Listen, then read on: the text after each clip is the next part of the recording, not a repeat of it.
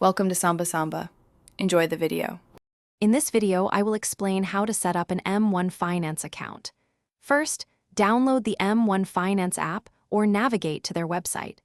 You'll then click the Sign Up button and enter your email address, creating a strong password. After this, you'll need to verify your email to continue. This initial step is quick and ensures your account is ready for the next stages of personalization and funding.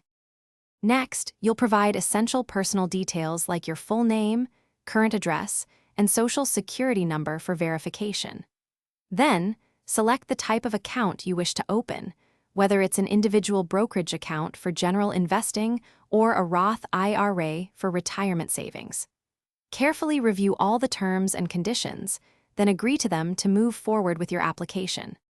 Once your personal information is complete, it's time to fund your M1 Finance account. You'll securely link your external bank account by providing your bank's login credentials. Then, you can initiate your first deposit, which typically requires a minimum of $100 for investing.